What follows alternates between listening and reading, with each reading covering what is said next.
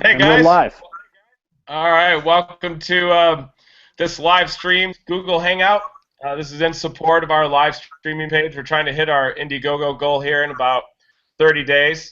Right now, we've grown our network of live streamers up over 200, and we've got three of our best here.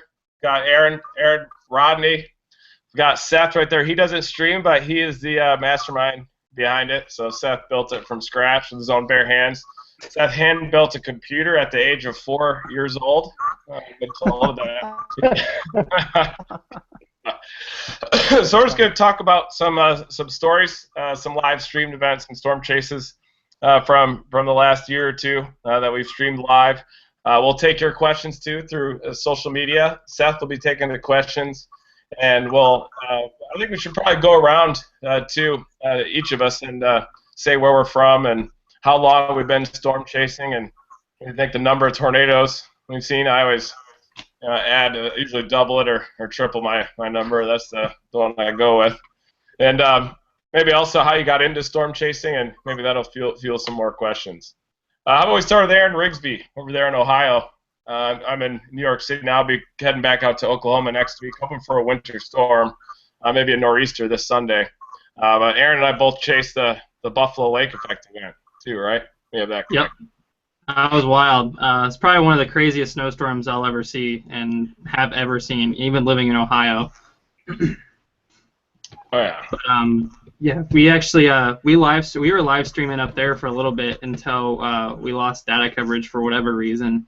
But there was a couple people that had actually messaged me. I think it was on Twitter or my Facebook page. I can't remember. But they were actually watching the live stream because they had to go to work, and I guess they worked up in Lackawanna, which is where the heaviest band had actually set up, as you know. Mm-hmm. And through our live stream, they actually were watching and ended up calling off of work. So it's pretty cool. Wow, that's awesome. You weren't at the Best Western by any chance, were you? We were trying to find a hotel, but every road we went down by the time we got there had about 3 feet of snow on it, or like 10 cars blocking it. So no, we actually ended up driving like 50 miles south to the other main interstate that goes across New York to get out of there. Oh my gosh! Wow. Yeah. And I was gonna say you probably should check yourself for bed bugs if you make it to the. I've had my fair share of those. It's not a fun time. Yeah, I'm sure all have the storm chasers. Yeah, sometimes it comes with the territory. Can't always get Hampton Inn stays wherever you go. My Uncle Bruce always says, he said they have to eat too. Yeah. I told him about it, I just let him feed off of me. Yeah, I'm glad my blood can go into the nutritional values of the bugs that invade some hotels. Yeah. Well, how did you get into storm chasing? Well, I started chasing technically in 2010. I'm more into like the photography aspect. I love taking photos of storm structure and tornadoes to add to it. And June 5th, 2010, the same day as the tornadoes that happened in Illinois, a tornado actually hit my hometown where I'm currently living, actually hit just right down the road. And there was no tornado warning on it or anything, and seeing the damage from that and seeing what they can do kind of prompted me to start chasing tornadoes. So in 2011, chasing tornadoes, and I saw my first technical tornado in Greenfield 25th. And before that, I was actually but there was always that interest. A couple years later, now I'm chasing twin tornadoes. Nice. Cool. Rodney, you're based out of Hayes. That's pretty good. Yes, out of Hayes, Kansas. Basically got into it because I watched storms all the time as they moved through my county. But I didn't know nothing about chasing. I wanted to get out there and actually watch it from beginning to end and just getting to end. And that's where I started in chasing. Watch it beginning to end. And then I started learning and I started studying into how to actually do things. Last year, about January 2014. Sorry to interrupt there. I think it sounds like do you all hear that? hear that? Yeah. Oh. Yeah. That was part of the reason I was getting a little distracted when I was talking. Freaking out there. It feels like there's a little bit of an echo. I noticed that, but when you and Rigsby were talking.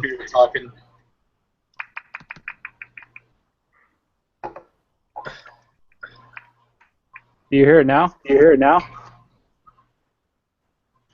Testing? Yeah, I heard it. I heard an echo. I hear it. What are we doing now?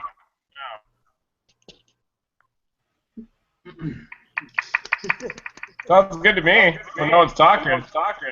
Then the echo Over here. Get Google on the phone.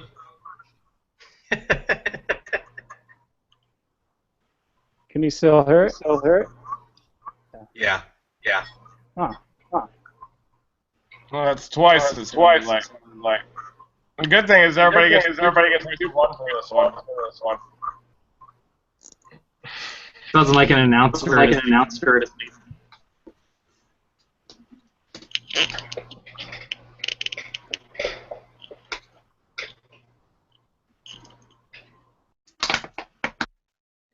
All right, what about now? I think that's good. You got it. Somebody did it. All right, what about now?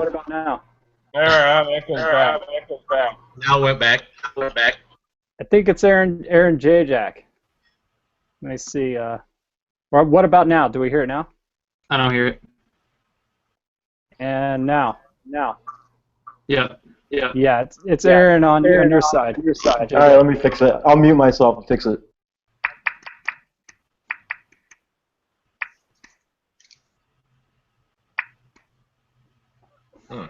Testing.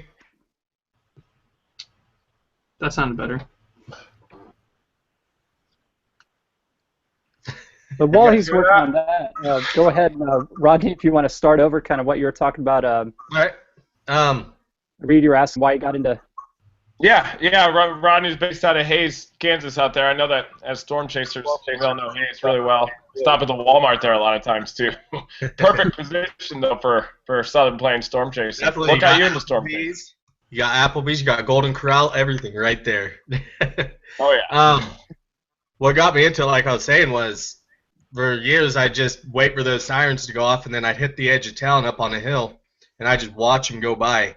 But not knowing what to look for, just watching it go by, you're not going to see anything good because you're always going to be sitting in the rain, just not in any good position. So I started studying actual forecasting and stuff like that and taking online courses and on just the free courses, not like actual meteorology. But and I started getting into it. And a few months later, I finally looked at my roommate. I was like, hey, me and you, April 17th, 2013, we went down to Oklahoma. And that's also the same, that was my first chase, and also the same chase I learned how important navigation was because I ended up in Oklahoma City during rush hour and missed it. Yeah, that can always be tough. You get hit by a hail core or something stuck in a traffic jam. Yeah. But no, that's what it was. I started out a couple years ago, and I've just been advancing ever since. I love it. Nice. That's awesome. Yeah, looks like the Southern Plains will probably get active again this year. Maybe with El Nino if it continues to materialize. Maybe with a stronger subtropical jet. Well, I hope so since I'm moving down there. Yeah. Hopefully all the tornadoes stay over open countryside, though. Maybe one day we'll be able to make that happen. Then we can intercept them. Yes. I'd just be glad to get a chase that isn't in Nebraska. It seems like all it was in 2014. Yeah, we get focused at one spot. It seems like for a few weeks, and then that's it. It's been the last few years. And even 2012, I guess 2012 was more like 2006 in a lot of ways. But we've had a lot of these weird storms that chase, though, too, like the Buffalo Lake effect event, and there was Superstorm Sandy in 2012, but the hurricanes have been kind of on the down low, too, which is a good thing, but you know, for the rest of the population, yeah, it's still a good thing. But if the storms are going to happen, we got to be there to intercept, right? Right. Can't shut them down yet. Aaron is far left. where are you based? Hey, can you guys hear me all right? Yeah. Yes. So yeah, I'm down in Austin, Texas. Yeah. Nice. So we were just talking about that being enemy territory in terms of relative to Sooner football. But Yeah, definitely is. how'd you get into chasing? Well, so I grew up in northern Indiana, so not the best storm tornado chasing territory, but definitely got excellent lake effect snow. But I was always interested in weather. We lived out in the country, and so we had wide open cornfields, and you could see the storms rolling in, and was always intrigued by it. And then I had a life-changing event in 1996. I think it's about 1996. There's a movie that came out called Twister. And living in Indiana, things take a while to migrate to the cornfields of Indiana. So I had no idea you could even storm chase for a living, right? People are going for education or whatever. I was like, oh my God, you can do this. So ever since then, I turned 16 about the same time in '96 and got my car. And back then it was you look at the radar on TV. And then run out there as fast as you can, or drive out there as fast as you can. Start visually trying to chase. Maybe call back to my mom. Hey, mom, what's the radar look like? So the good old days of chasing, and so eventually I was very excited when I got to move down to Texas and got a lot closer to Tornado Alley. So nice, man. Yeah, my mom wasn't quite as supportive early on about storm chasing. After I came back from OU in 1999, I worked at the golf course, and I was packing up my Plymouth Reliant, and I was planning on an overnight chase, a high risk in Nebraska. And she came out, she's like, "What do you think you're doing?" So I was just heading to Nebraska, She's like, "No, you're not." And I just said, I was like, "This is what I do, this is my passion, so I'm gonna have to go chase this." And she's like, "Don't call me if your car breaks down." And kept going down the road, and then called her on the payphone, and then she was all good with storm chasing ever since. But I think she just looks the other way most of the time. After Coleridge this year, she sent me a text message, the standard, Reed, that's asinine, the Michigan kind of thing. But well, I don't think my mother had any clue really what I was doing. She was very confused when I was asking her about what the radar looked like. So it was better for her. Nice. Cool. Are you into photography too, or mainly storm spotting, or what kind of storm chasing do you guys mostly do? I know Aaron Rigsby's into the photography side of things big time. Yep. Yeah, for me, the photography's always been, it hasn't been the main portion, what I'm looking for most when I'm chasing. I've dabbled in it a little bit. I like, what my favorite thing is actually creating time lapses of my chases and creating that story out of the time lapse and whatnot. But ultimately, I just started doing time lapses with the GoPro out here right off the balcony in New York. I'm waiting for a good snowstorm where it changes over, or snow, then changes over to rain, then ice, and back over to snow, and keep doing that. We've only had basically fog events so far, but just got into time lapses. They're pretty fun. I kind of inspired by Michael Binsky. I was out there and saw some of his videos. I'm not nearly very artistic. Just kind of let it rip. They're not very high quality, but. Yeah, the time lapses are great. I think it gives you the best opportunity to really visualize what's happening out there. So. Oh yeah. Yeah, I think actually the most recent time lapse I shot was the lowest rated video ever shot by TVN. 1999, deployed on YouTube. So it was the fog time lapse here, but it wasn't really fog. It was more low clouds, but the cloud deck kind of fluctuated up and down, but didn't do too well. Well, and then just to add one other thing, besides just being out there and liking the chasing and doing a little bit of photography, actually the thing that we got into last year, and I think Reed, you probably saw it. We did we had that balloon probe with the 6 GoPros attached to it. We had that 360-degree footage we made. Yes. So that was I'm kind of passionate about that right now. We're looking at one of our goals for 2015 is to get that thing into a cell with a tornado on it. We got a little work cut out for us there, but we need to actually getting that thing deployed, working our deployment time down. But should be a fun season. Yeah, and that's incredible. I saw when watching that live and everything, and those projects are always awesome. Obviously, I like the fringe projects, where you just kind of let it rip with the drones and the Dominators and all kinds of stuff. It's awesome. I hope you guys are successful this year. If you need any help, for recovering it or something on the ground, or even hand deploying right next to a tornado or something, I can maybe help you guys out. Yeah, well, you know what? That actually, that would actually help us out, because one of the problems we had is, keeping a safe distance, but having to have the time to set it up and whatnot. So you got a Dominator, you can retreat, shit hits the fan. So, but yeah, the recovery actually went pretty smoothly for us. We launched in northwest Kansas, and the probe traveled about 35 miles into Colorado in the middle of a field that we probably didn't have rights to go out there and get our probe, but it was 12:30 in the night, and it was storming, and we made a quick little jog out there and recovered our probe. So nice. Yeah, it's for science too, and I'm sure those plants may have grown stronger root systems or something from it. There's always a silver lining. That's exactly right. That's exactly right. And Aaron, you do that as part of Scud Chaser. Yeah, that's right. Our team that's, is you co-founded. Yeah, it's scudchasers.org. That's our team. It's Drew Adams and I. Drew Adams is also streams on TVN. He's got the yellow Jeep, if y'all ever see it driving around out there.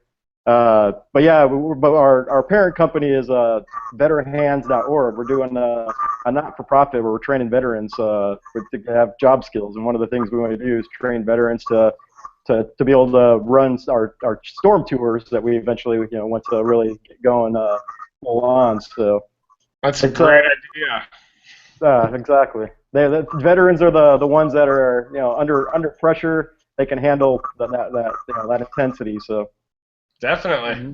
And what's the posting it too? We could post your website too. Yeah, I was going to ask, what's the website to that? It's scudchasers.org is the chase site, and then veteranhands.org. So veterhands.org. That's awesome. If anybody has any questions too relating to that, you can submit them through Twitter, Facebook, or the Google Hangout. But yeah, Reed, let's hook up this spring and get that 366 GoPro balloon probe up in a storm this year. Okay, I'm definitely on board. Yeah, you can intercept on foot again like you did for Bennington. And if I remember correctly, we've never had a problem getting things inside the tornado. It's always recovering them afterward. See, we did a really good job of recovering it. The hard part was getting it into the storm. So yeah, working we together. can help you out there. Should be better this year too. We're actually working on some probes that will stream meteorological data too, like temperature, moisture, and pressure through the internet. And so we're thinking about deploying those with some of our streamers, or maybe some of those that have it'd be cool to attach it to one of your balloon drones, and imagine that getting streamed in real time as it's going into the storm. And the cool thing is all the storm chasers' GPS positions too will converge around the supercells and around the most intense storms, so it naturally increases the resolution of the data points kind of around it just by chasers. So I figure the more chasers we get on the platform, then too the more data points we have. But it's kind of a cool project. Yeah, we'll strap one of those to that balloon, and we'll get that data from 0 feet to 20,000 feet and plus. So. I know Mike Scanlon and I messed around with a balloon probe a little bit. We were just messing around with all kinds of ideas, but we went to a party store and got the biggest balloons that they had and filled them up with helium. And it was going horizontal for a while, but then fell and almost went into a pond, but we recovered it. But I think we abandoned it after that. We didn't have much luck. Balloons. Yeah, we actually got our balloons off of Amazon. They're actually weather balloon grade, and we had no problem getting it up. We calculated it out, how much helium to fill that, how big to fill that balloon up. You can as the balloon rises, the helium expands. Eventually, that balloon's going to pop. So we calculated out no more than like 30,000 feet or so. We wanted to keep it in the storm and out of the way of power lines and whatnot, but had a parachute attached to that thing, and as soon as the balloon popped, that parachute deployed, and it took actually, if you go to scudchasers.org, I think I posted the map of the path that probe took. It's pretty wild when it's coming down right into that mesocyclone. And Aaron, I guess there's like some regulations you had to comply with on these that govern the balloons, or how does that work? What are the requirements? Yeah, so we did a lot of extensive research with the FAA's documentation online, and essentially what it comes down to is you don't have to get clearance to deploy a probe as long as the payload is under 4 pounds, which ours was, and there's a requirement on the test strength of the line holding the payload to the balloon. That has to be a certain, in case a plane was to run into that balloon, the payload could rip away easily. So that's pretty much the only guidelines that the FAA requires on something like that. Okay. Yeah, we had one user asking if it was safe, weather balloons with cameras, I guess. Yeah, I mean, obviously you're putting something up in the air, but planes aren't going around in storms. They're flying around them. They're staying away from them. So I think the risk is low for the gain that we get out of the meteorological data and footage that we've captured up in the storm. Cool. Definitely. Aaron Rigsby, what do you guys have in store for the 2015 season?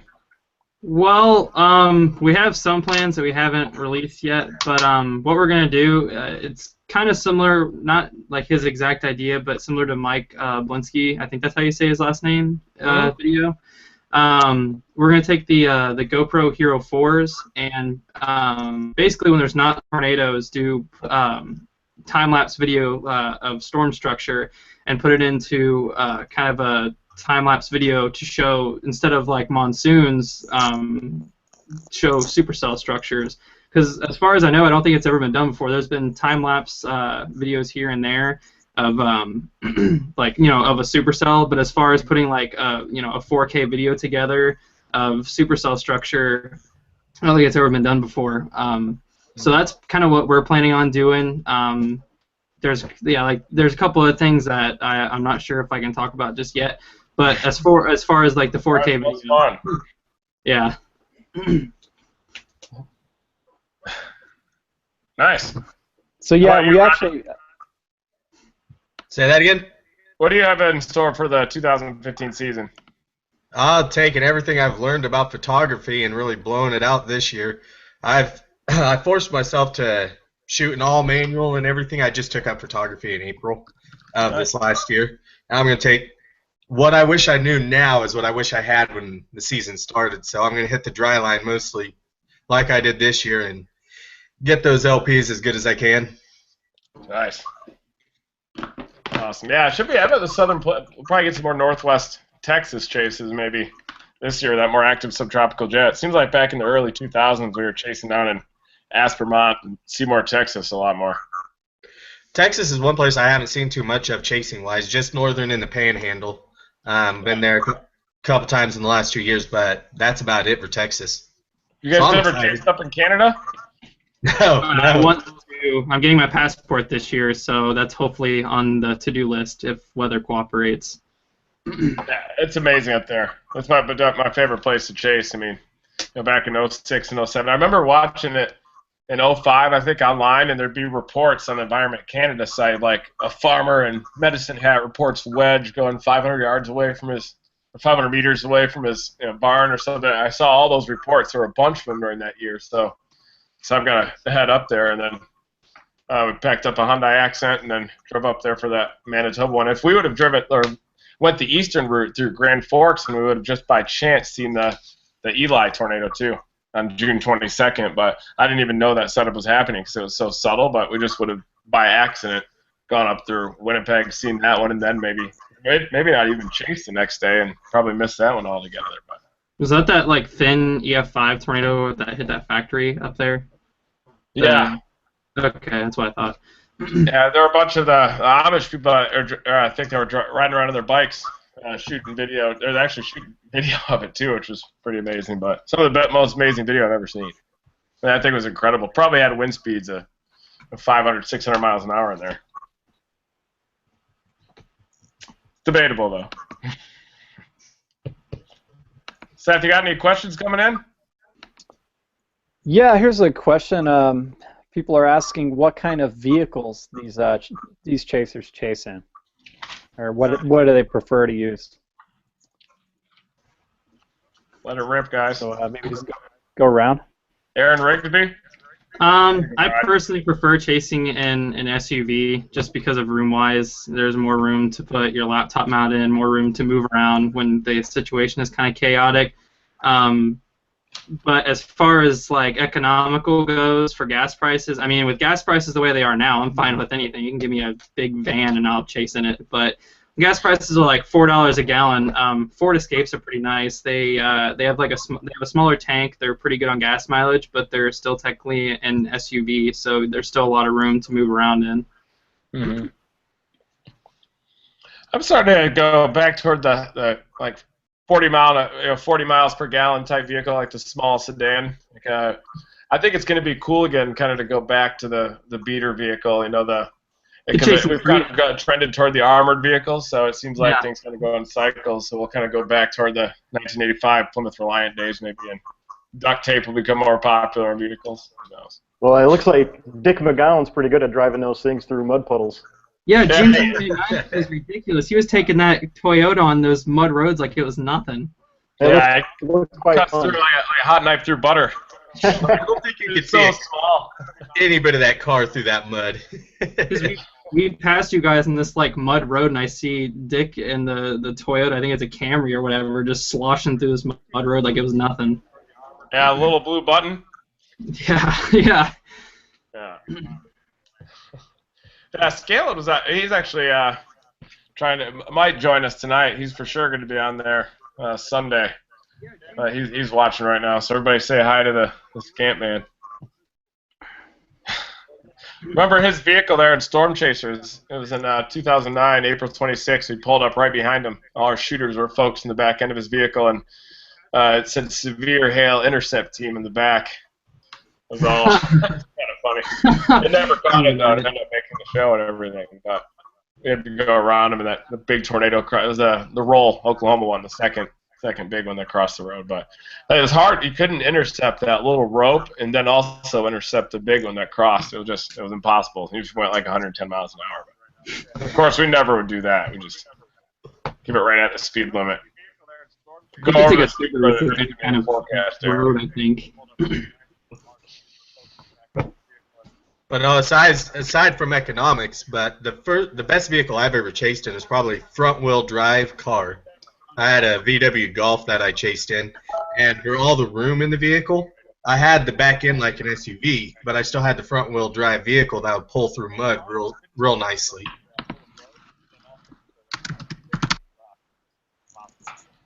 That sounds like I just think any vehicle that rolls is dependable, but the ones that have the potential of dying in when you're out there chasing, like it might peter out. Like I remember back in the day, there was that extra little challenge, that extra little bit of excitement that you'd get from not knowing for 100% sure if your car would make it out of the path of the tornado. My car has 280,000 miles on it, so I need an upgrade here soon. I'm kind of at that point. I chased on a Vespa scooter. I'm kidding. I've got a Jeep Grand Cherokee. Get them big old lugs on there. Just have to get the aerodynamic, like Lance Armstrong style helmet. There we Strap a GoPro to the helmet.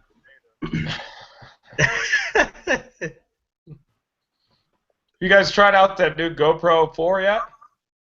No. You know anyone that has that? My chase partner Steven just got one. He says he loves it. That Steven Jones? Yeah. Nice. Cool. You'll like Norman. It's a good place to live for weather, that's for sure. I've been there about 50 times this year. I'm partially exaggerating that. I love Norman. Yeah. Great thing is, too, it's good winter weather. And I've seen more thunder snow in Norman than anywhere else. Yeah, it's not like 2 degrees like it is in Ohio right now. I think we're having a bad echo again. I just hear some background noise. Yeah, I don't hear anything. It's not severe on this end, Seth. Okay. It's subtle, but sounds like might be TV. aliens trying to tap into the feed. I was muted, so I don't think it was me this time, but who knows? I think I had double mics going earlier.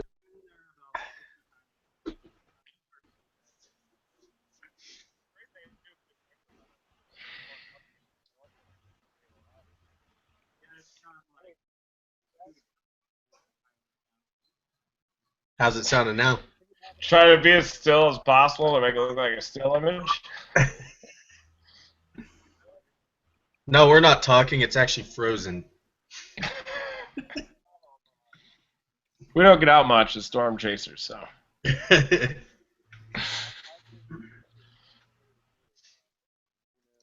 What's going on over there, Seth? Can you keep us updated? It's like a very long delayed echo. I'll hear like the conversation from like 10, 15 seconds ago, 30 seconds ago.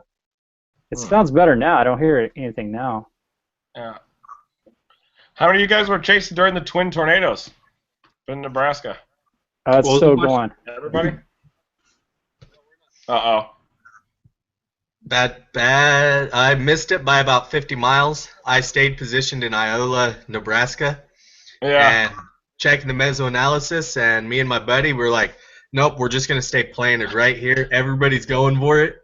And I was just sitting there on the edge of my seat like, if it happens, it's going to be big down here. But if it don't, we're just going to see blue sky.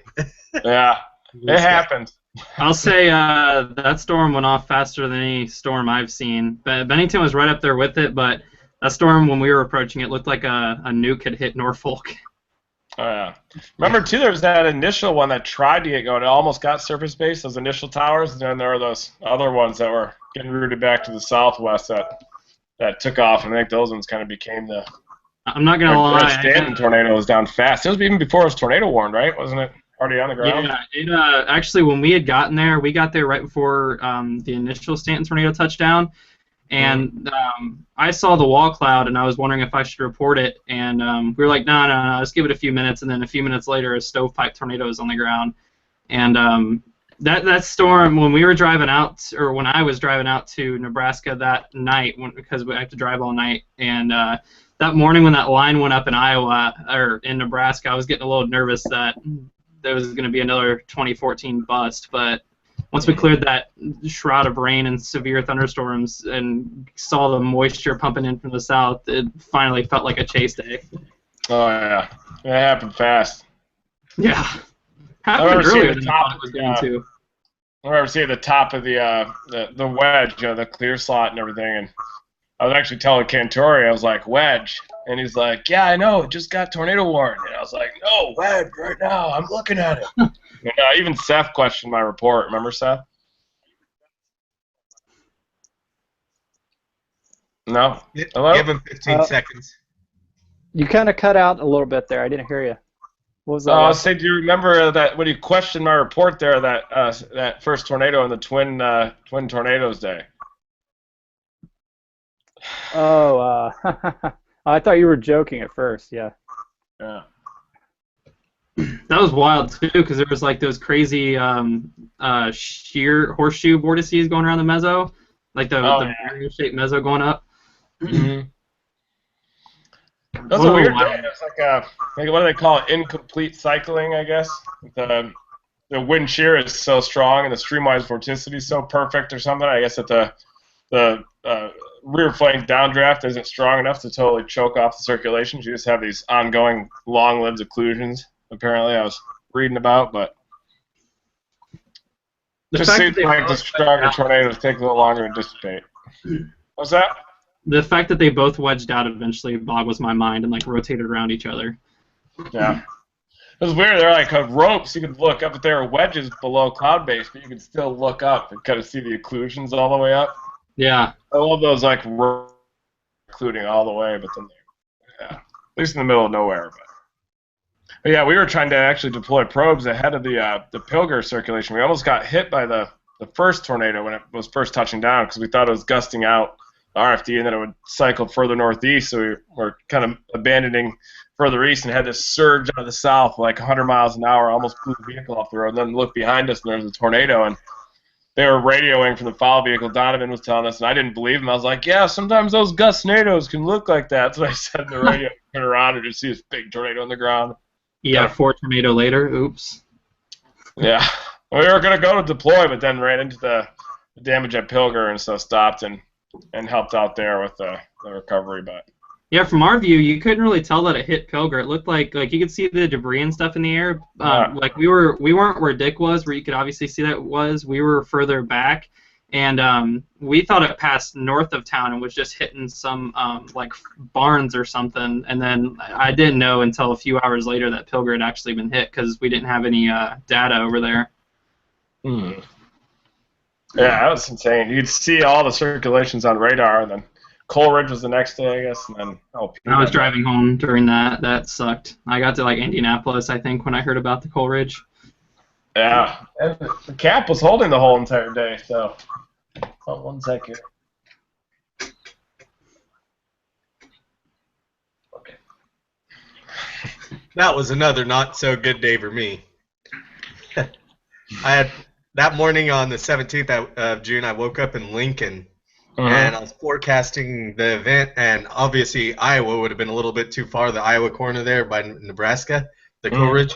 That was a little too far for me because I had to work the next morning, but I forecasted for upper mid Nebraska. That other tornado that was up there, I think it was Mike Umsheed. I can't name his name right, but yeah.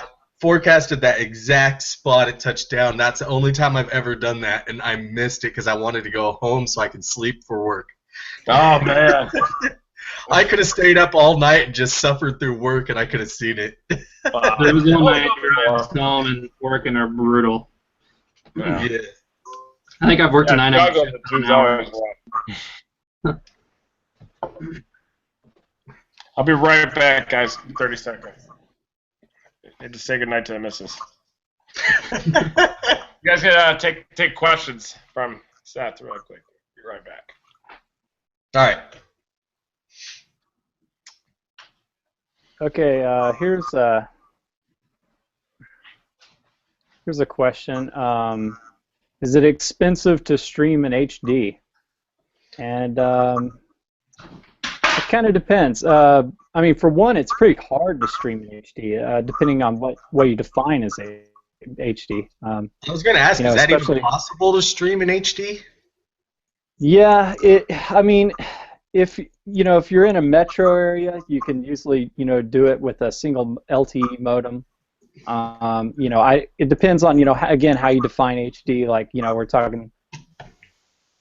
What bit rate? I guess 720. Would be resolution would be the minimum. Probably a bit rate for that you probably need like I guess probably at least 3 megabits per second. To look good at 720p.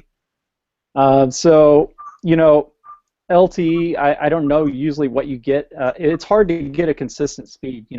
Upstream speed. So. Yeah, that's challenging with a single modem. That's why a lot of like news organizations they will use multiple like data modems combined together. It's known as bonding. And what it is it basically just kind of packetizes the stream and breaks it up and sends it in different parts over each of these multiple modems, like up to 10 whatever, and then that goes to a server that then recombines it as a single stream and then pushes it out to look like a decoder or a streaming service like we operate. Right. That's the only real reliable way to do it. Because it's really unreliable even with a single modem. Another thing about wireless is when you're moving too, you'll your throughput will go down. The speeds they advertise. When are like ideal conditions, stationary, in the metro areas, stuff like that. Yeah, but like what we do, all we're streaming is just our cell phone or a jetpack or something, and with that, it's really hard to hit that quality with just one device. Yeah. Hey Seth, Drew and I last season we found some software where we actually combined multiple hotspots together into a single, not a single pipeline, but you can set it up to spread the load, essentially load balance your stream across the different hotspots. And if one goes down, it helps keep the stream back up. So there's some software out there that can help with that. But oh yeah. I know too. What we're gonna try and do this year is stream through a camcorder instead of like a webcam, so you can do you can live stream like zoom shots. Because I know like webcam streaming is cool, but if you can use a camcorder to actually zoom in on the tornado and give different views of it, I think that would be pretty cool. No, yeah, definitely. That definitely improves things. You know, the optics on those webcams just really are intended for you know, things that are kind of at a distance.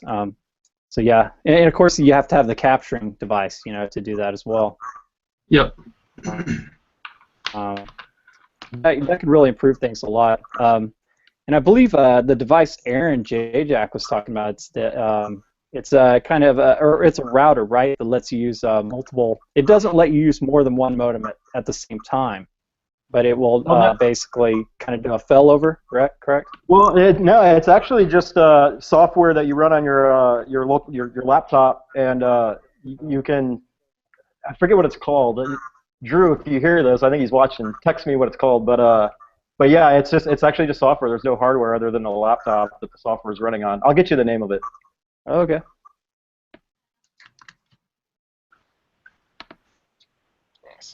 We really need to ramp up our streaming. Yeah, and I think some people who even I was going to say some people chasers who even use bonding, cellular bonding with like, you know, 5 modems or more. Even then, it's hard for them to get HD level bit rates. I've noticed. Usually, the chaser I noticed who uses that a lot. He'll be pushing usually. I mean, like around a steady 1 megabit per second, which is really good. You know, but you know, when you get in areas where there's only 3G coverage, even if you combine 5 modems, you're still not really. You still don't really have enough to do like a really high quality HD stream. Yeah, it's funny too when you're chasing some of the knowledge that you start picking up on cell providers. Like here in Texas, you go west of Austin and Verizon's great and AT&T sucks. You go east of Austin, AT&T's great, Verizon sucks. So. No, that's true. No, yeah, we used to always switch between Verizon and AT&T. You just have to. That's what we do. We use both of those. Mm-hmm. I will say the transfer speed when you're trying to upload footage on the road on Verizon is really, really good.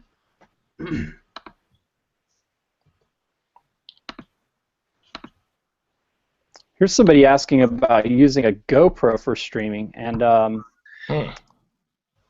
the problem, I think with, does anybody have experience with streaming with a GoPro? You need to have some kind of converter box for that. Yeah, I think you have to have some kind of converter. Does it have HDMI out on a GoPro? I don't know. I think no, or I think it just has USB. So Karen's grabbing one. I don't think it has HDMI. I was about to head and grab one. I actually left my GoPro in Norman, so. I started twitching. I was about to grab mine when I saw Aaron going for it. So. I've heard of chasers doing it, but I've also heard you kind of run into problems. I know it supports streaming, but not supports streaming to like a generic, you know, type streaming service, or it's possibly might need something in, you know, like a laptop or you know, as well, to kind of play it back, maybe, and then stream that. I wish there was a way to wirelessly stream on a GoPro, so you could have like the GoPro outside your vehicle streaming. But I know that's kind of asking a lot. Now, what I do enjoy, there's Rhino mounts right on the windshield outside. That way you get the vehicle completely out of the shot, and all you get is what you see. Yeah. That would be awesome. That's a good idea. That would be really cool. You guys have any experience with those cameras that can mount to a joystick and control manually and angle them and everything? There are a couple of companies out there that make those, right? Mesodomes or something. There are. I don't. Yeah. You can essentially build it yourself. Just set yourself up a gear wheel with the remote control and set it up there, and you can get 360 rotation on there. Wow. That's awesome. But it all comes back to remote streaming or remote recording. Mm-hmm. Going back to like your drone talk, but I want someone to get drone footage, one of those quadcopters of like close to a tornado. I think that shot could be really cool if someone gets it one of these days. I always want to get a cluster of them, or you get like 100 drones that are Like an army expendable. going at it. All go in there, and at least you'll get 5 or 10 of them back. Yeah. You deploy from a mothership and then fly out formation. And even if you just get one of those back, one video back, that'd be huge. But speaking of drones, I sometimes think about what the future of warning could be. Could you imagine having some drones flying in front of the supercell, sending off alarms, alerts, or whatever to people in front of the storm? That'd be a pretty would be neat. cool. They could automate their flight path too, almost based on radar. Yeah. So you could find like the max mesocyclone and just surround it with a fleet of drones automatically piloted and streaming live. Any single tornado or mesocyclone that reaches a certain intensity, you could surround it with drones. Exactly. That's TVN Live 2020. I do think those drones are going to do something big weather-wise in the coming years. I think it's definitely a thing of the future for sure. Oh yeah. By the way, talking Star Trek with those, but yeah, it's coming.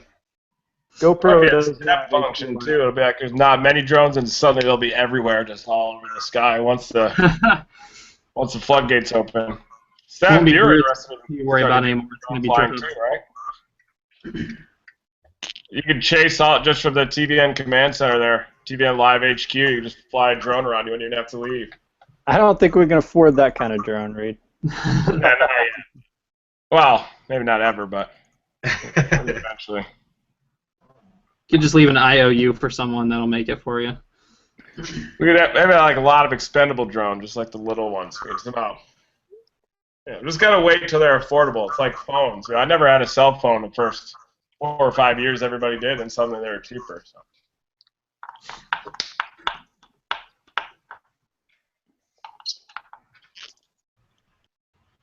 Got any more questions coming in, Seth? Yeah, there's one to it's for all chasers on here. It's out of your entire career, what was your most frightening or dangerous chase? That's a hard toss-up. For me, at least, I would honestly probably say the Lake Effect Buffalo event is right up there, if not the Cooperton tornado probably. But the Lake Effect event, the thing that was so intense about that is you couldn't see anything for hours on end. You would just you would get close to something and the snow would clear and there'd be like 5 cars in the intersection that you'd have to slam on your brakes to avoid hitting, and people walking down the middle of main interstates, and just I don't know, the overall scenario of that not being able to see for such a long period of time and having 6-foot snow drifts everywhere that you're trying to avoid. I would honestly say that was my most intense chase. I'd agree with you there. Because what made it Buffalo different was that, different from a hurricane with a storm surge or something, was that if you went off the road or made one mistake and you're out in the elements, you're probably going to die from hypothermia or something, where at least a hurricane, there's an 80-degree dew point usually, and the elements itself aren't as bad as the Buffalo blizzard, but just being completely immobilized and the 6-inch-per-hour snowfall rates coming out and being all disoriented in it and everything. I mean, there was a time there where I was actually hoping even for a little bit of a break in the snow just to regain composure. Well, what we try to do is we try to drive north out of it to take a breather, and every road that we took, every road on my Streets and Trips map that I have highlighted from that, it's just a bunch of crazy U's because of how many cars were stuck on every road. Even like little industrial roads we were trying, there was people stuck, and there was at one point we got stuck for about an hour because we drove into a 6-foot snowdrift, and as we were shoveling out the snow, I couldn't figure out where the other snow was coming from. I thought we were just like throwing it and not making any progress, but the snow that was laying there was another inch or 2 of snow that had fallen in a half an hour that we were shoveling out the snow. Wow. Yeah, that was incredible. And all the thunder and lightning, too. I mean, you could just feel the power of it. And we couldn't make it south through the band. It was like a tornado damage path. I mean, you'd get close on a certain cross street, and then suddenly you'd see lights flashing everywhere, and then have to get out and then shovel all around the tires again to back out. And I almost had the big one up there. Mm-hmm. There was even fire trucks getting stuck too. There was a fire truck that drove beside us because we were waiting on them to clear an intersection out, and you just saw them slowly go to a stop, and they ended up getting stuck there. I don't know. They were on an emergency call somewhere, and they were even having trouble. Same with snowplows. So that's why it ranks up there on me. Just the whole scenario is so chaotic as opposed to a tornado where you can see most of the time where it's going or where it's moving and what it's doing. Mm-hmm. As far as most frightening, I'd have to say would happen this year. I don't bring this up often because it's a sore subject in the chaser community to bring up stuff like this, but this could be a learning experience for anybody watching who's interested in storm chasing. If you are chasing solo and it happens to cross over into a night chase, never stop watching radar because at night you can't get the whole aspect. I actually was on May 11th and had a huge squall line all across the dry line from Oklahoma all the way up to Nebraska to the HP supercell that everybody was chasing. Well, I was down in Kansas around Sterling, and it was getting real dark out. Lightning was pretty prominent, but it was starting to fade out, and I knew it was a good time to just call the chase, find my safe route, head home. And the whole day, the storm was going northeast perfect, didn't waver at all. And so I was like, okay, I'll just head due south, get out from in front of it, and dip around the bottom side and head back home to Hayes. Well, as I was heading south, I kept the stream going, but I lowered the computer to get the radar out of my eyes, and I was just admiring the lightning. Got about a mile, and then I started seeing rain starting to hit my windshield, and I was like, I should be in clear air. I should be dipping south of this storm. Lifted my computer up. It was just 1 mile. That's all it took to change. Lifted the computer back up, and then the radar refreshed right at that moment, and the storm stopped going northeast and went due east. And it was right on me. And I flipped it over from the reflectivity to the velocity, and a big couplet just all of a sudden boomed. Now, I don't know if there's any confirmed tornado, but when you see it on radar, you run. So I blasted east, and that thing was just catching me. There was no chance to keep going east. It was just overtaking me. So last option, couldn't go south anymore. There was just no option that way. So had to blast north right into the hail core, my last safe zone. And the hail in that storm was about 60, 70 mile an hour and about that big. It was about the size of a tennis ball. Wow. And I was in a little VW Golf, and the windshield was starting to get shattered. I think before the night was over, I think I counted them. There's about 50 hail strikes on it. But once I got in there, I was like, okay, I know I need to get the back end pointed towards it. And I was like, the back of my chair can protect me. I just grabbed a couple book bags, tossed them on top of myself, and just I rode it out. And at the end of it, that was the demise of that VW Golf I mentioned earlier. And like I said, anybody looking to get into this, if you're going to night chase, no problem with it. Stay on the outskirts of the storm like I did, but I stopped paying attention to it once I figured out my safe ride home, my safe route. Even though you got your safe route, it's still not safe until you're done. Wait until you're away from the storm to stop paying attention. That was my most frightening moment in chasing. Once you're done chasing, that's the moment you can stop paying attention. I had a moment exactly like that, too, Ron. It was back in 2007 after the Tulia, Texas tornado. It was, I think it was April 21st, and there was a tornado-producing storm, and then it congealed with a couple other cells around it, and then nightfall came, and so we shut everything down and started driving back, and it looked like the tornado threat was done. And then we're driving along, and we see a flash off in the distance, and I thought I saw a perfect tornado. And I always call out tornadoes that aren't, so I try to show a little restraint sometimes. But then another flash came, and then boom, perfect tornado just right out in the field, probably a quarter mile away. But I pulled up the radar, and the reflectivity, you couldn't see anything, but you pull up velocity, and then you see the really intense mesocyclone in there, and almost got in trouble, almost got hit by another tornado. Or I guess earlier that year in March, it was the Briscoe County Day, March 28, 2007, up near McLean, Texas, after dark too. And then we'd see one flash of lightning, and then you could hear the tornado, and you could hear it strengthening, and then you'd see another flash, and it'd be a little bigger, but you couldn't see it because it was dark, but you could hear it almost getting stronger. You could feel the inflow increasing. Another flash would come and it'd be a wedge coming at us, and then it could be pretty scary out there at night. That, and then April 27th. You guys remember the big events that happened down there in Arkansas down there that day? Yeah, I was down there. That was a frustrating chase day. My target area was Joplin / into Kansas a little bit. That was my target area. I wasn't even going to go to Arkansas, but I got there early enough, and I was like, dude, we're here. Let's just go down there. I was with a buddy that time, and we were driving down straight south out of Joplin, maybe a little bit more east or west, but anyway, we were driving south. Radar had storms picking up. There was 2 waves of storms that day. The first wave is what I'm talking about, and we were heading south. We got about 5 miles south of Joplin area, and all of a sudden we come up over this hill. There was storms on radar, but the velocities didn't show a single thing. We ended up coming up over. We started hitting hills and trees, and come up over a hill, and there's just this huge half-mile wide wall cloud with about a 3/4 mile wide inflow tail.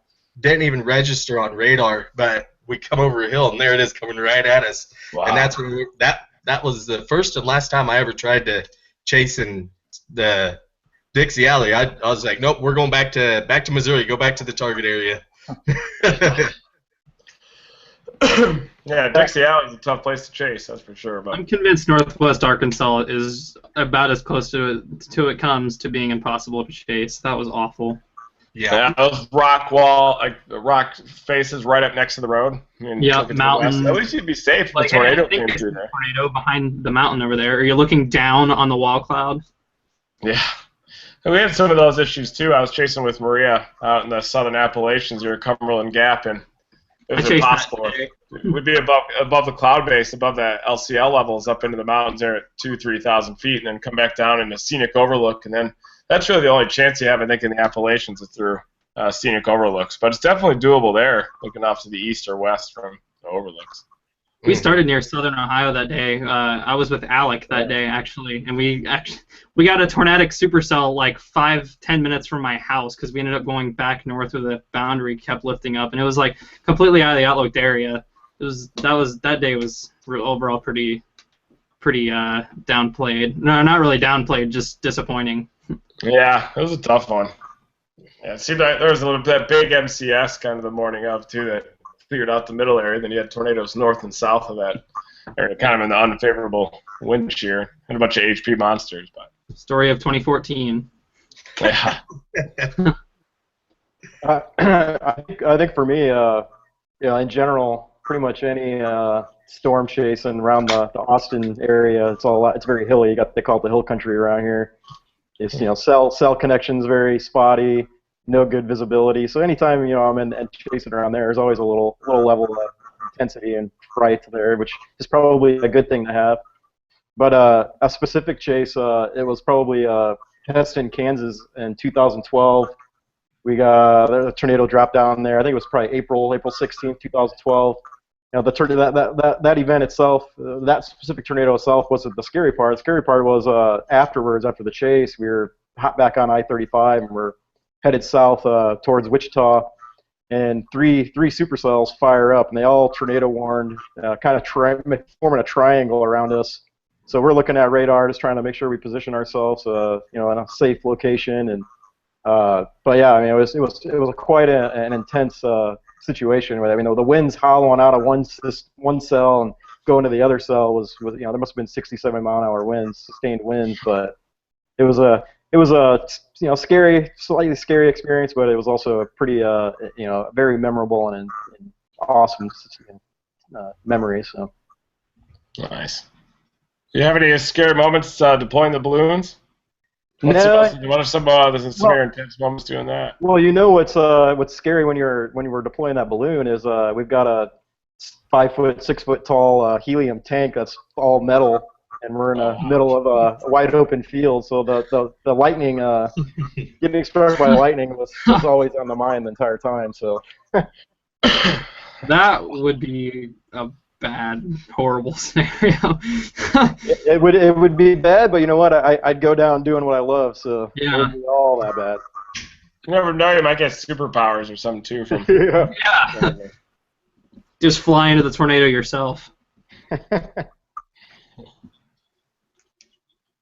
What do you got, Seth? Yeah, we have a lot of people, well, not a lot, but several, asking, is storm chasing an actual profession? And I don't know, anybody want to take a stab at that? Or? Yeah. I mean, I wouldn't plan on it being a profession. That's the key. I think you always kind of have to have a cash flow. It's good to have cash flow coming in elsewhere, I think, and then grow it as a hobby and then see what happens. I think that if you're planning on saving up for retirement or having a positive savings account year-round, I think storm chasing is probably not for you. You know, my bank account's slightly negative now, but it's a high variance living, that's for sure. But it can be a profession too. I mean, you can go into the research side of things. You go to grad school or something, get involved with a field project. That's another option. There are some sponsorships out there and some reality shows that happen sometimes, but I wouldn't bank on those either because they kind of come and go. But I think the best thing to do is to go into meteorology, study the science, and develop storm chasing as a hobby. And then there are a handful of people that sell licensed footage and can make ends meet and make a living, but you've really got to be passionate about it too. That's the key, and just love what you're doing. But there are moments when things are going really well too. I know back in 2003 we were licensing video all over the place, and I crashed a vehicle in a sewage ditch, tried to chase the Attica tornado, destroyed all my cameras, and had like a 2-year recession. In 2006 happened, but so it's kind of that up and down, I think, as a profession in storm chasing. But there are ways to do it too. Well, what do you guys think? I think. Yeah, I'll totally. go ahead, Ron. Oh, sorry. No, go ahead. Aaron. Rigsby. Go ahead.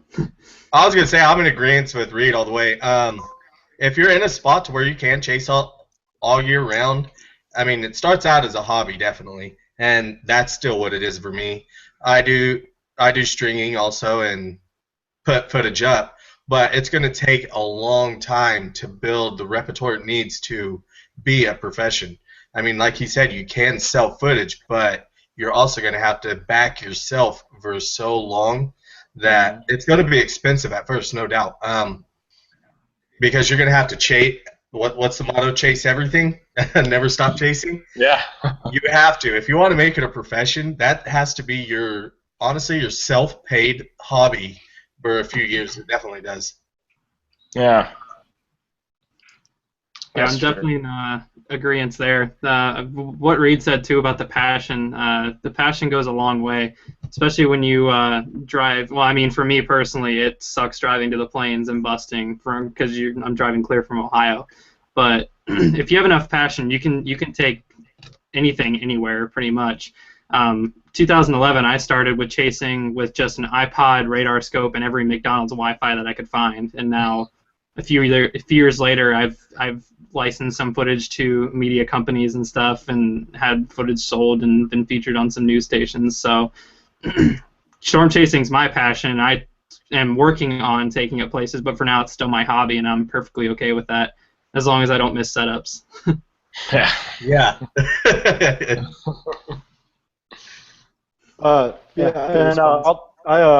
I agree with the passion thing. I mean, what was one of Steve Jobs' greatest quotes is, follow your passion and the money will follow.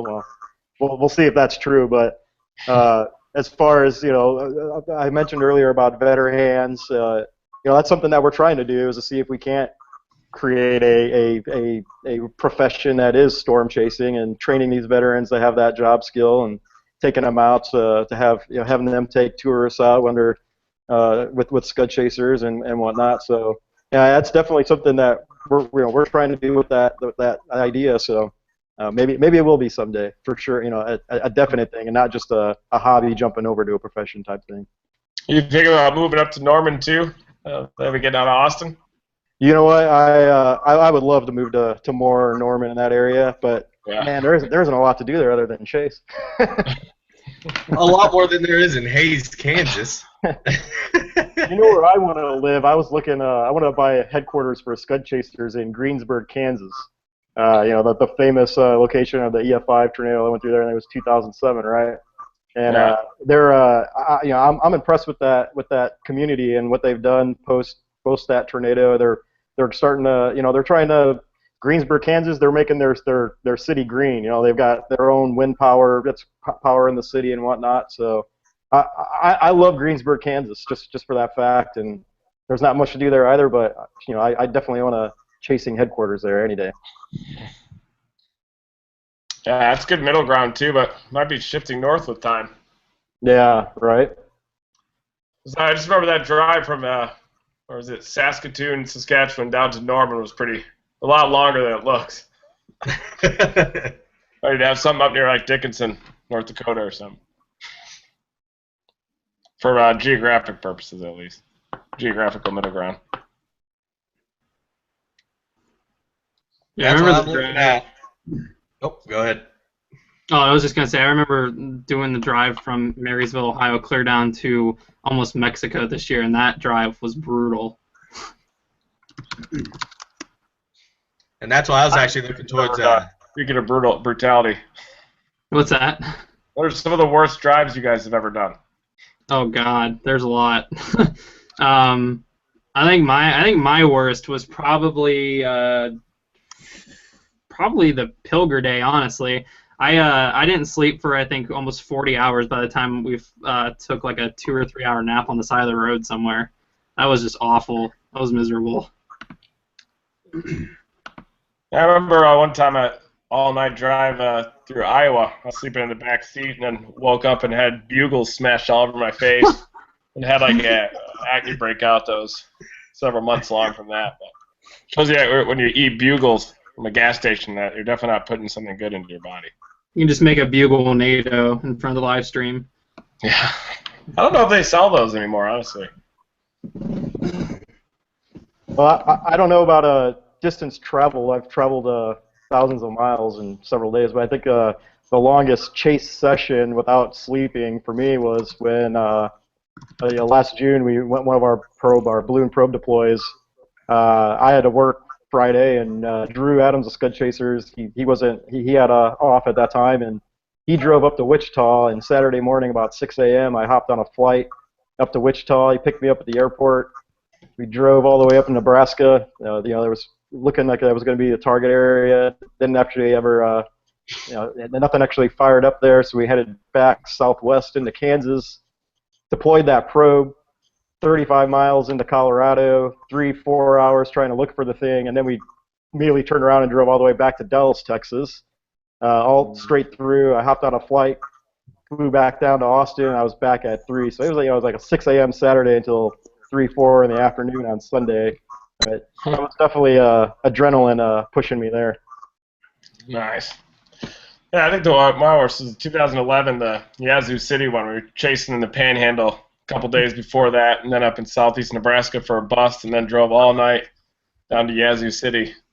And I think I was using Nicorette minis there, 5-hour energies. I was on the all-liquid Storm Chaser diet, 32-ounce Cokes, and for about 3 days. That wasn't pretty. That one probably took about 10 years off my life there, but. When you start hallucinating, it's about time to take a nap. Yeah. Oh, yeah. I would just take a nap in the back seat and let Connor, Mike, or Dick do the driving. Yep. Dick is a machine. Give that guy a pack of cigarettes and a Diet Coke, and he could drive from Maine to Seattle and back nonstop. I've never had any long hauls, but like this year I did a lot of solo chasing, so it might be like 3 days back to back where I'd drive, get to a target, chase a storm, drive at least halfway to the next one, sleep till like 11 a.m., then hurry up and get to the next one. But as far as single day events, 7 hours might be my tops. That's still the solo events are hard. So when you start talking to yourself and everything. Solo chasers are. That's why I love streaming, because you got the community of the viewers to talk to. So even though they're not there, they're there. It's gonna be a fun spring this year for sure. So. And everybody that are watching too, if you could help us out on our Indiegogo page, we're not even close to our goal. still have 30 more days to go. So even $1 goes Yeah, a long that. way. You know, you can Yeah, get a beef speaking of taco that, at Taco Bueno for what, like $1.20 now, Seth? that was actually one of the questions somebody asked was how many more days are left in the Indiegogo project. And we did extend it, so we have 33 more days left, but we're not quite halfway there, so we definitely need to need it to pick up. But So yeah, whatever you can do this out, Well, you can go to tvandweather.com, and then on the homepage you'll see a link to it on the right side or down towards the middle if you're on a mobile device. And I think you can also get to it if you're on Google Plus here. That's displayed over on the side that should have a link to it. And I'll post the link in the comments on YouTube as well. Well, I wanted to mention, I don't know if everybody caught it, but Aaron Rigsby mentioned that tvandweather.com/live. If you watch that, you might actually get a day off from work. So that's enough. That's enough in itself to contribute.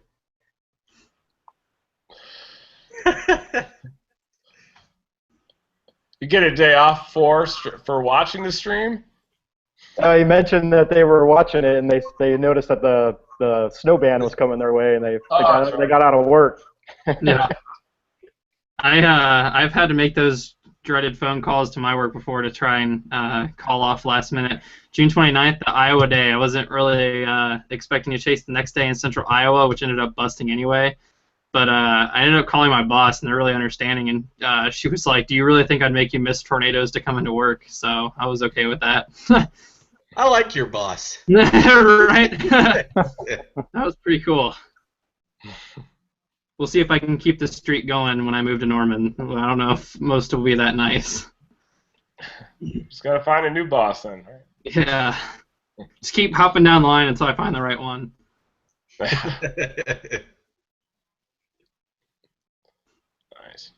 You got any questions over there, Steph? Well, I got one for everybody. Aside from Pilger, let's throw that aside because obviously that was a pretty good viewing day. Aside from Pilger, what was your best day? In 2014 or? Yes, overall? this year. Well, besides the Buffalo chase too, I'd say Coleridge definitely, and then that was June 17, 2014. That might have been one of the best chases I've ever had. We got really close to. I wish we could have intercepted that one a little more directed, but it might have been too strong, I think. But that was a good one, I think. Then Alpena the next day, of course, and then the Mother's Day chase in Nebraska, the HP Supercell. That was fun. Getting right to the inflow there, and have a little brief window to see it, and have the rain go all the way around you. But it was good to get rid of there were too many HPs there for a few years. Good structure, but. Yes. How about you, Rigsby?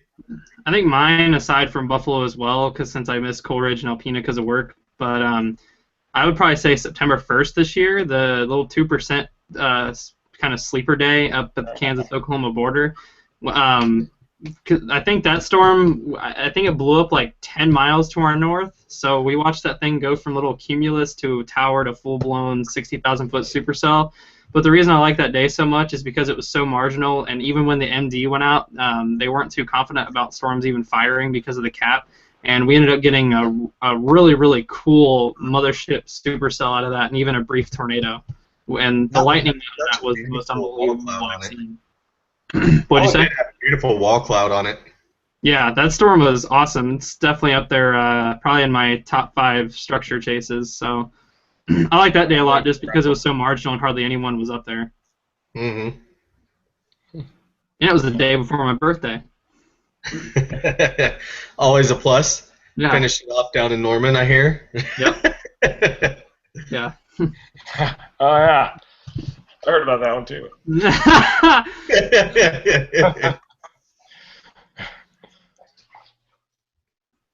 How about your favorite day? JJ? Hey, well, so mine would be June 12th, of 2014. We had a tornado drop down actually just 15 miles north of where I live. Well, actually, it was a little bit more, 15 miles, about 30 miles. It was in Bertram, Texas. And the reason I like this day is I had just gotten my drone about 2 weeks prior, not expecting that I'd get to film any tornado damage paths until probably next season. But this thing, it was late for the Austin area, right? June 12th, it's kind of late for tornadoes. But yeah, we had one drop down, and it actually lifted up the house. The house stayed intact, and it moved this house 100 yards off its foundation. And NWS was out there, and there was it was all over the news here. But I chased that thing. I was on it. Next morning, I woke up about 5 o'clock in the morning to get out there right at the ass crack of dawn. I could beat all the media folks out there. And I was driving down the road. I wasn't exactly sure where this house was at, but I had an idea. And based on seeing the path of the storm when I was on it and whatnot, I'm driving down the road, and I start seeing little bits of debris. Then I see a line of cars on the side of the road, and all these news guys, they're sitting along this fence trying to look out into this field through all these trees. They basically couldn't see anything, right?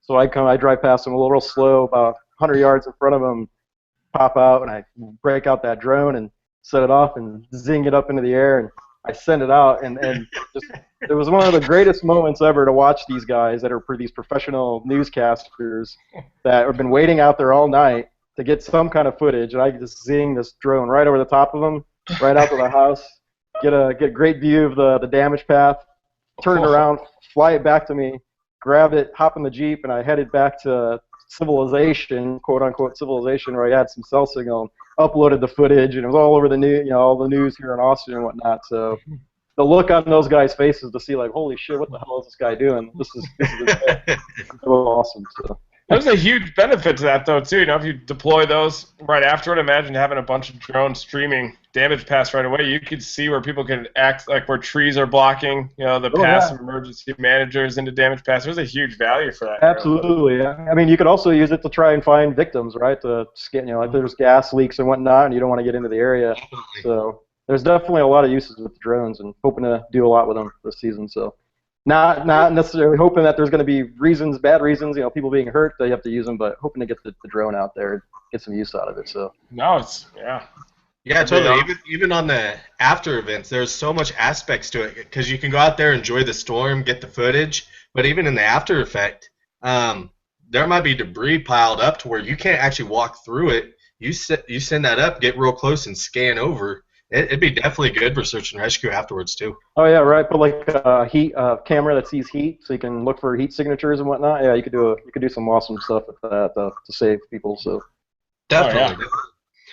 My favorite day was probably photographically anyway. Was probably same day, Mother's Day, May 11th. My worst day of chasing, my most frightening event, but also my favorite day. Because that storm structure was just so immaculately beautiful. It's hard to say without the picture, but just how broad the mesocyclone was and the rising motion and everything and the striations in that. Photographically, it was unequivocal. Severy, Kansas on May 10th, the day before, just east of Wichita. That one, I think it was Stephen Jones. He actually got the best time, one of two best time lapses of the year. The cell up north in Wyoming was another good one, but just photographically, I loved May 11th. May 11th was definitely the greenest storm I've ever seen in my life. Oh, definitely. Yeah. There was that one too down in the Pecos Valley that was it was kind of a blue-green. Remember that one? There was a bunch of structure, kind of southeast New Mexico. Near, where was it again? Kind of near Roswell and further east into the Pecos Valley. There was some incredible structure on those days, too. I think I was good home from that. What's Can't that? get them all. I said I think I was driving home when that was happening, so can't get them all living in Ohio. Good thing, move to Norman, you'll cut that commute in half. Yeah. That would probably pay for your year's worth of rent. No more boring drives through Iowa either. Hopefully, anyway. That's my big hope of it is. I'm a big fan of the dry line, and sitting there in Oklahoma City, you're in the middle ground for all the dry line action. Ohio, you get lots of cold front squall lines. So that's fun. Yeah, the warm fronts, cold fronts, yeah. Yeah, I get on the dry line a lot. It always seems I end up right around Wichita Falls, Texas. I swear that during the summer or spring, that dry line's sitting right over the top of them, 11, 12 o'clock in the afternoon. But I always, it's funny because I was talking to someone that lived there and had lived through a large EF5 tornado, went through there in like 79 or 1980 or something like that. We were talking about Wichita Falls, and one of the things he mentioned, and I believe it's that Wichita Falls, the Indians used to call it like the windy area or something like that. And but yeah, if they, it makes me wonder that if they had the knowledge of weather and meteorology back when they founded the Wichita Falls, would they put it right on that dry line area? I did get to see Wichita Falls today on April 1st. That was probably my biggest bust of the year. April 1st. Pretty bad April Fool's joke on nature's part. I know, right? I think half my friends were sitting there, Wichita Falls area, up in that area anyway. I know I passed Reed at one point. I seen a couple other chasers that's not on tonight, but I didn't. Yeah, we all just hung out in that area just waiting, and that was where the storms came to die. Right where we were sitting, they'd all tower up, and then it'd get to all of our positions and just collapse. April 2nd up in Kansas was pretty good. Over by Attica, there's some good structure that day. Definitely. And April 3rd was lame. The one that came out of Oklahoma, the April 2nd, the storms are coming out of Oklahoma near Enid, and they were crossing the border. And the one that went through by Anthony and Harper, that one was phenomenal. It was gorgeous. And then we ended up going underneath and sitting on the backside, and just the RFD on that thing was so active, had so much gust tornadoes just spinning up all over the fields. Yeah, that was an awesome day.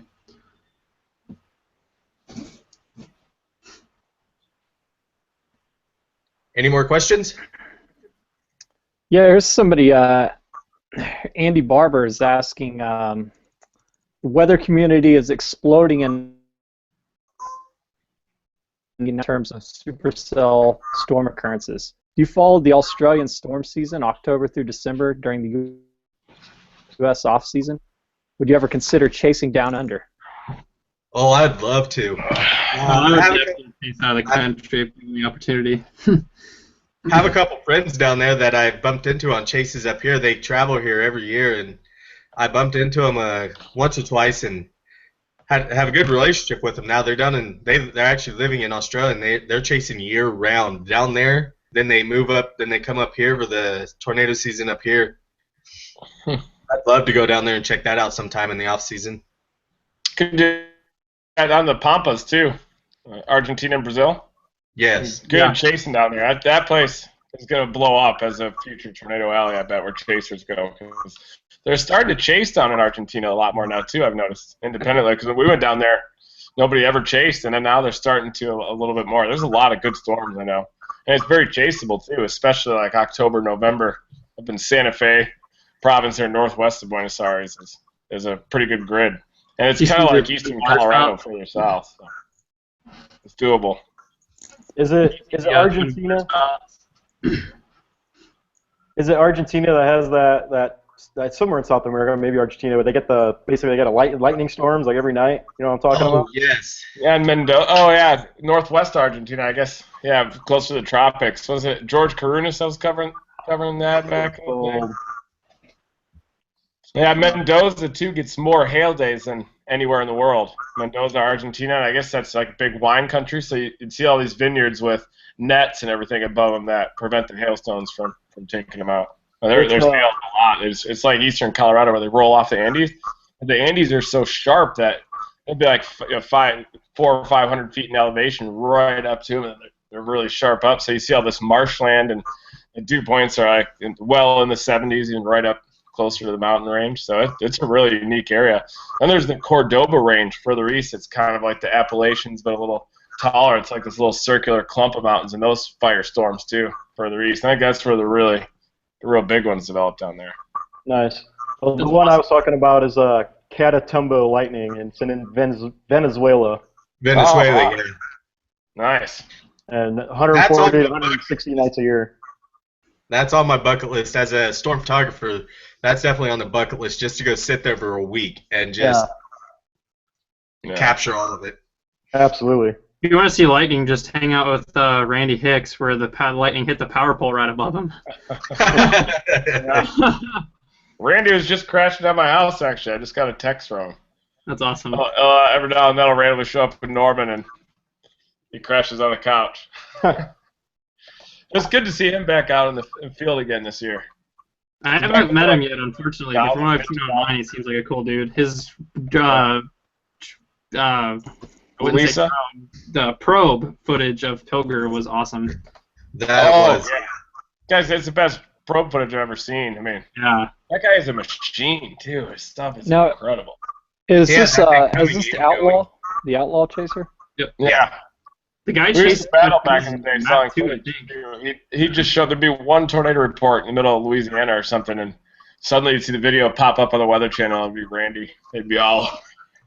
There was actually somebody asking if we've seen his drone footage, I guess. Or maybe they're thinking of the probe. Maybe they're referring to the probe. His probably his probe footage from Probe, yeah. Pilger. It's incredible. People haven't seen it. You've got to look it up. So for It's the outlaw supposed chase. to, I was gonna say, look it up, but do it without your kids in the room. It might not be PG-13. Yeah. It might be nowadays. Yeah. His Roselle probe footage is cool too. I think I never that was seen his, right? We should get Randy on here for this thing next time we do it, Seth. Get Sounds Randy and Petrowski Yeah. on the same hangout. That'd be awesome. Oh, yeah. I'm thinking of doing another one Sunday night. So, and then doing this as a regular thing, kind of, it'd be cool to closer to storm season, like before events and everything, do schedule Google Hangouts and stuff, talking about the setups and all that. It'd be really cool. That'd be great. Definitely. Yeah. Here's Hopefully we get this a lot, but I think it is an important question because inspired. There's a lot of people inspired to get into the career of meteorology, and it's just advice for what kind of advice do you give somebody who's seeking that kind of career, and what as well as schools, what schools should they look at, and what advice should they have as prospective students. And by the way, you can also watch some of our previous videos where some people answer this same question. If you're really wanting to dig into that a little more. But Reed, what's just kind of your general advice? Yeah, I think if you want to, if you're really passionate about weather, you can always go to study meteorology. There's a bunch of schools across the country that offer it, like Colorado State, University of Oklahoma, of course. I'm still in the midst of spending almost 2 decades there, so a little biased.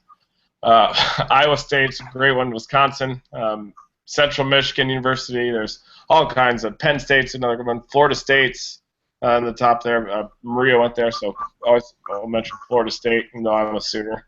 But there's lots of schools. But the best forecasters I know and best storm chasers, honestly, that I know aren't meteorologists, and they're kind of separate. So like I went to school of meteorology and then storm chased on the side, and that's kind of how I learned how to forecast, honestly. But I think to get into storm chasing, going to Skywarn training courses at your local National Weather Service, or going with someone that you know what they're doing first, you can learn the basics of storm structure so you don't get yourself in trouble, because I almost got myself killed, I know, the first 5 or 6 years, even before we were trying to intercept them on purpose. So I'd be careful out there about it. What do you guys think?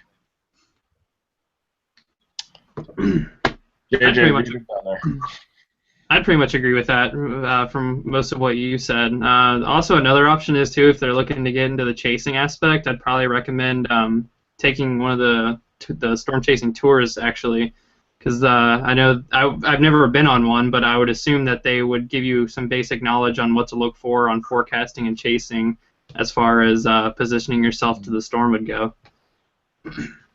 Definitely. No, they're fun. I want to go on an extreme tornado tour, honestly, one of these years. Just back and just go along for the ride.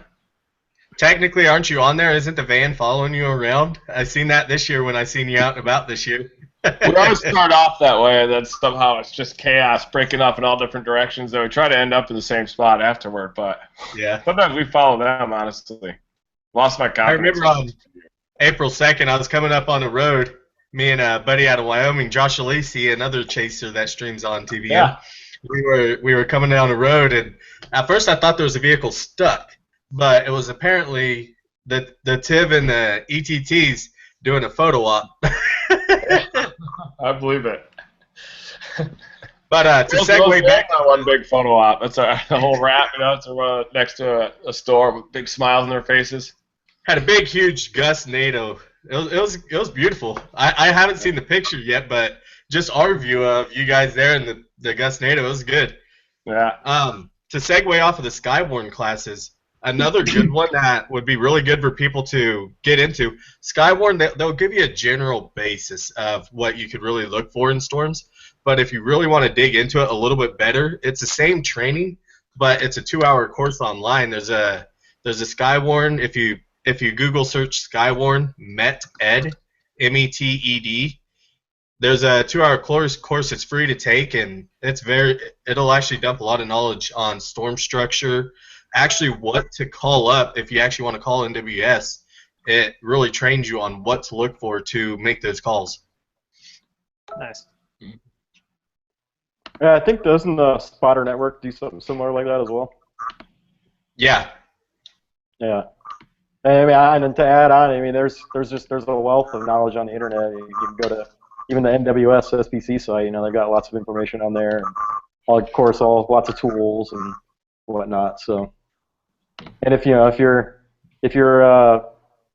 just interested in chasing and that's it. You know, you can get some. I think there's some certifications and whatnot you can get online as well if you want to say that you're well versed in meteorology. Mm. We'll also be deployed. We Here's should a start deploying our educational podcast too. If we all talk about the forecast and stuff the night before all these severe weather events, I'm sure people can learn a lot from those too. We should find a way, Seth. We could do like the screen sharing, I guess, on here too, right? And like show videos and forecast model sites and everything too. So for the night before an event or something, if we want to pull up the different model outputs, it'd be kind of cool too. Yeah, you can. Everybody's opinion on the setups. Yeah. Here's a question.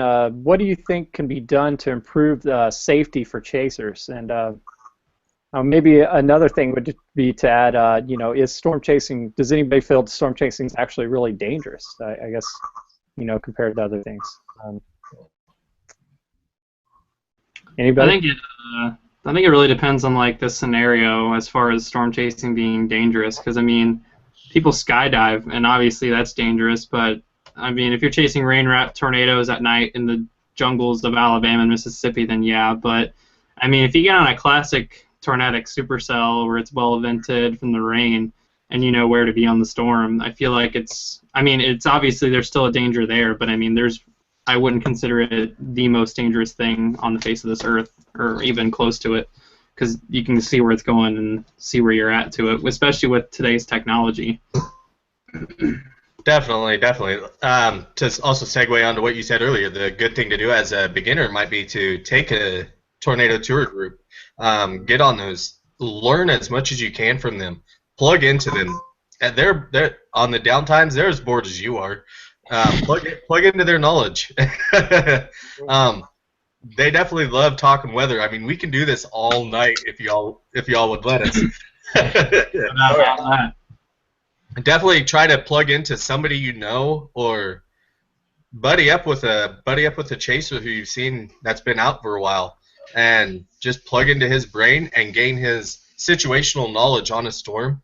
Mm-hmm. I mean, yeah, it can be dangerous if you go into it unaware of the situation and how to react to different events on how storms build. If you don't realize that, yeah, they can take right turns, or storms don't just travel straight lines. The more and more storms you're on, you'll realize how to read that visually and stop looking at radar. It's possible to do that. And the more experience you gain, the less dangerous it is, depending on what you're doing, Reed. Yeah, to add on to that too, though, the more you learn, you can become complacent. So you want to make sure you don't ever become complacent and think you're invincible. So definitely. Yeah, I think when you start thinking you're invincible or you aren't afraid or at least intimidated of the storms, it's probably time to turn it down. I know every single time I I don't try to intercept quite as much, obviously, but it was scary. It got scarier with time. The first several times, I didn't even think about it. To get the windows blown out, there'd be blood. You didn't really think about it much. But then, as the intercept started progressing, I remember seeing it in the windshield, and suddenly my legs would tingle, and I couldn't feel them, and I was like, "What the hell? This isn't right." And I think that was when you start thinking about it beforehand. It's a lot more scary and harder to drive into them. But started figuring out too, if you're 100 yards outside of it, it's a lot more pleasant than inside. It's overrated. I mean, you have fog going everywhere. It just looks like a rotating fog bank, and you're scared. Your ears are popping. The whole vehicle's shaking back and forth, and it's definitely not an enjoyable experience. Sounds pretty enjoyable to me. Yeah. Everything except that 30 seconds in there, probably. But I think just on the outside, you can see the tornado, and I just think it's better to be just on the outside shooting stuff into it,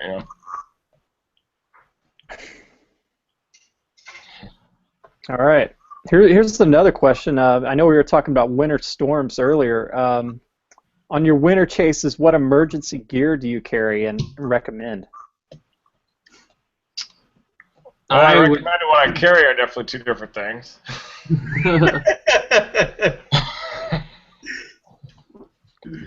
I know whenever I chase a snow event, I always take those very seriously. I always carry non-perishable food with me. By that, I mean like a few bags of chips, because that can go a long way, some bread. I also always carry a gallon of water with me and a snow shovel and a change of clothes, because the snow is obviously wet and you're going to be out in the snow digging yourself out if you get stuck. So definitely water, non-perishable food, change of clothes, a blanket, stuff like that. You can always heat up food in the engine block or something, I guess. That's true. We did that in Hurricane Isaac. Justin White was with us, and he was heating up food in the engine block, and also used magnesium and alcohol mixture to start fires and everything too in there. So I was kind of having fun with it. And then we installed wild boars in there. Sorry? Sean giving you tips from up in Canada how to cook food under your snowmobile's engine. One thing I noticed about the Canadians cooking food is they slow cook everything. Notice that, we cook everything a lot faster down here, but no matter what it is, they just let it sit in the grill for a long time. I'll tell you what, he's amazing on the grill, though, that's for sure.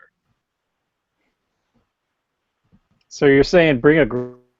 Bring a grill, yeah, have fun with it. Tow it on the back. Or just find some bed bugs and nibble on those a little bit. There's some protein. Oh, I hate those things. Nothing's worse than waking up and seeing bites on your arms. That's just awful. Yeah. I bet in Lackawanna, I just walked the 8 miles into the band because it was the only option. So I went to Walmart and got a one piece and all these layers and layered up and walked 8 miles.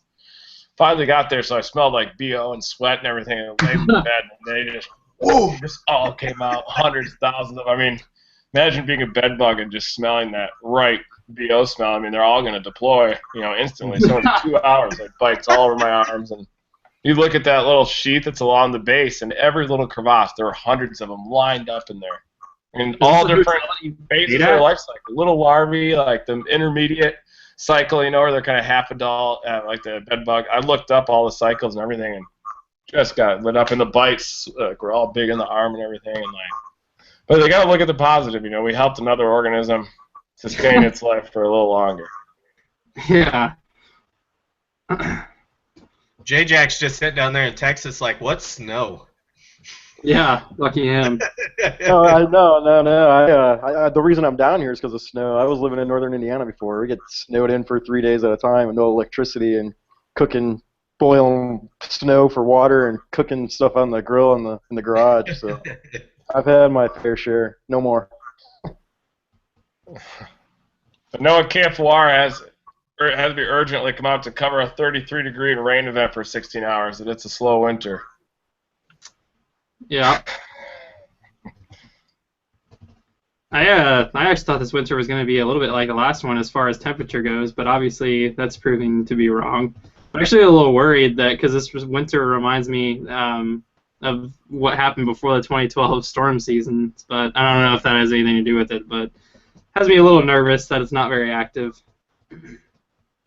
Yeah, I can't get much more inactive than the last 3 seasons, honestly. That's the one thing. Yeah, I don't know. We said that about 2013 and then 2014, and that happened. Let's just not say that now. Tropical Jack Knock on wood. 2 days so storm season next year instead of 3 days in June. That's what it'll be. Yeah.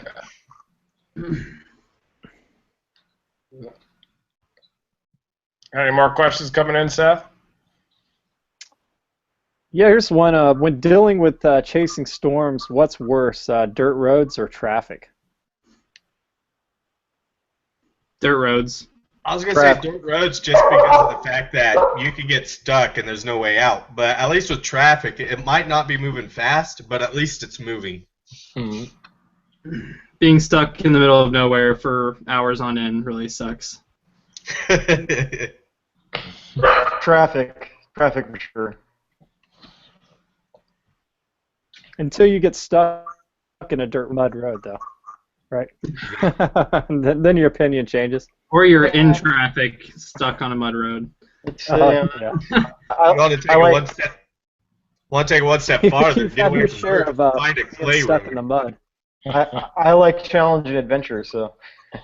Yeah, Reed, you've gotten stuck in the mud a mud. couple times, haven't you?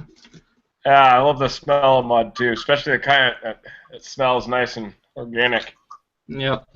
How was June 27th or May 27th of 2013? Stuck in Smith County, Kansas. Oh yeah, that was rough. That was probably the worst that we've ever had, I think. But at least when you get stuck after you see the tornado, it's okay. I'm at peace then. I'm not usually too much in a hurry to get out if it's afterward. But Yeah, that was rough. Another one. You can't pull a Dominator out with an Expedition either. Yeah. Yeah, that sucked. On top of dirt, clay is actually the worst thing to actually travel down. You get on clay and it gets wet, your tires don't even dig in. They just sit there on top of it and just spin. I actually slid off the road this year. I was sitting still, but my car was sliding sideways into the ditch. There was no going anywhere. Yeah, it messes up the alignment or something too. So it starts vibrating the car, and you just try to block it out too. That's kind of my motto when it comes to vehicle problems. I just block it out. Like when the alarms are coming off on the dashboard, I just block it out and keep driving until it won't drive anymore. It's worked pretty well, except for a couple times. It's been disastrous. But. Hey guys, I gotta run here. I gotta go get a cheeseburger. All right. Yeah, I think we can wrap it up unless anybody else has anything else to add. Anything you want to mention? I'm good. Do it again on Sunday night, though. This is fun. Yeah, we'll definitely. I think we're gonna have one Sunday. It'll probably be longer. We'll try to break it up into segments where we can have different chasers on there, and hopefully get a lot of them on. But just wrapping up, I just want to remind everybody to contribute to our Indiegogo. Whatever you can do. You can do as little as $1 if you want, and just go to tvnweather.com and you'll see on the right side or down below you'll see a link to the Indiegogo project, and you PayPal or credit card, either way. Even if you've already contributed, consider throwing in another $1 if you can. Just kind of up your pledge. I think with Indiegogo, you have to create a new contribution. I don't think you can actually modify it. But that's one way you can help. Just consider, increasing it by $1. We're getting close. So we're 28% of the way there, and hopefully we can get closer to halfway. By the time Sunday's over, we'll see. Mm-hmm. We'll do whatever it takes. If we have to podcast for days, weeks straight, we'll do whatever it takes. Yes. $1 at a time. We'll be on here 24 hours straight. Oof. We're trying to beat Al Roker's world record. That'd be an intense podcast. 24 hours. Maybe we'll have like an hours of us just rambling on. Actually, I think the maximum hangout can go is 9 hours, so we probably have to stop and restart a few times. But you know, hey, well, we might have to do it. We're gonna do whatever it takes at TVN, ain't that right, Reed? Yeah, definitely. Our mottos are not only never stop chasing, but also whatever it takes. All right. Thank you, everybody, streaming. for joining us. Yeah. Never stop streaming. Never stop chasing. And thank you, Aaron, and or both Aarons and Rodney for coming on. Yeah, It's thank you great having you so on. much. Yeah, no problem. Thanks Thanks for for having having me. It was fun. Really fun. All right. See you Bye, guys. everyone. All See right. ya. See you, everybody. Look for the stream.